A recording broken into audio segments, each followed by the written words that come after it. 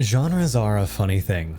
You would be hard-pressed to find a story that solely fits into one specific genre. Sure, they exist, but they're hard to come by. Some genres are so similar that the lines blur, and it can be hard to differentiate where one ends and where the other one begins. One of my favorite examples of this is westerns and samurai films.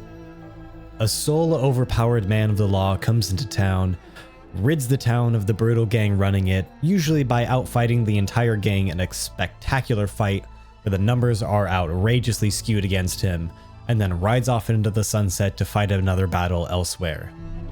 While most of them follow this general structure, there are also the archetypes of quests for revenge, quests for redeeming your lost honor, or losing fights against impossible odds in a heroic manner.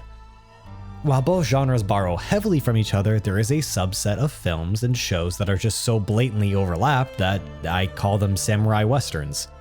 And I love them. And yes, there are blatant one-to-one adaptations of another person's movie, such as what happened with Yojimbo and A Fistful of Dollars.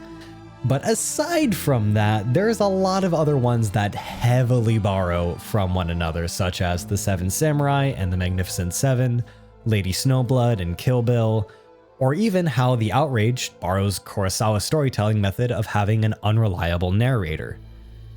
And if you think that the West only borrows from the East and it doesn't go both ways, well, it does.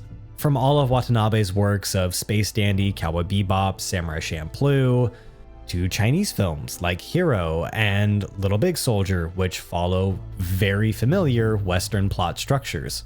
Most of the time, these characters don't undergo interesting or complicated narrative arcs, but rather, the general ideas of morality and justice are called into question.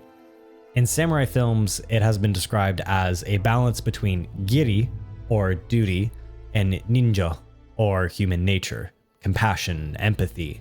And while these themes show up as an overarching narrative, the characters themselves don't really go on a journey through these ideas. But does that really matter? Not really. They're still really fun to watch. But really, outside of the classic cinema movies, we've been seeing this genre less and less. Imagine my surprise when I open Netflix and...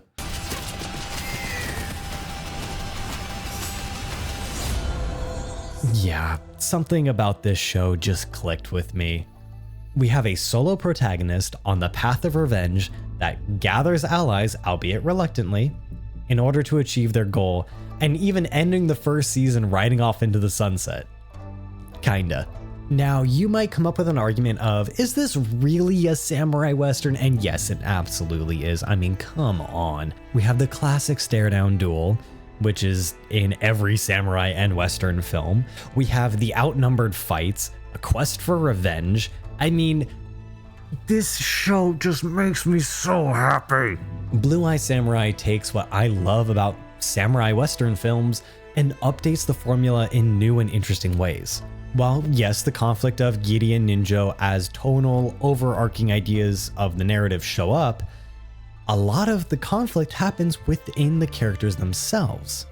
Mizu starts out dedicated to Giri, her duty is revenge. As she herself says, she has no room for Ninjo on her path. But over the course of the series, she grows and learns to balance the two. Akemi, who acts as her foil, goes from strictly believing in Ninjo, standing against her father in an attempt to follow her emotions, to rejecting Taigen to embrace Giri, striving for greatness within the shogunate at the cost of her own happiness and emotions. Taking genres that have fallen out of favor and updating them for modern audiences is one of my favorite subgenres of filmmaking. Bullet Train brought back slapstick action comedy and twisted it with a meaningful narrative and characters. Wreck-It Ralph brought back the classic Save the Princess animated movie, but made some smart plot twists in making Ralph both the dashing prince and the helpless princess. La La Land subverted everybody's expectations and brought musicals back into the spotlight and left me emotionally devastated for years. Now we have Blue Eye Samurai to thank for bringing back yet another one of my favorite genres and putting a modern twist on it by writing characters that are complex, layered, and wonderful to watch. I know that this show may not be for everybody, but it's for me. And I am looking forward to what the writers have in store for us moving forward. Hey there, this is the shortest video of a 3-part series in me talking about Blue Eye Samurai.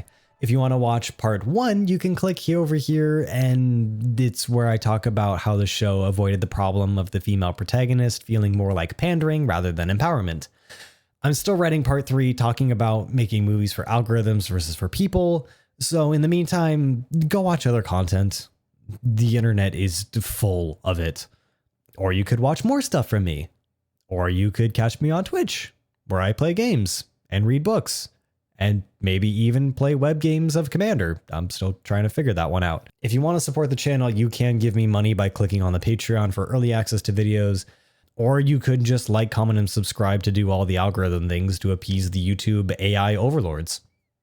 Also, there's a community Discord that is linked below to where we do watch parties, movie and game discussions, and whatever else not. But yeah, that's all for me. Bye.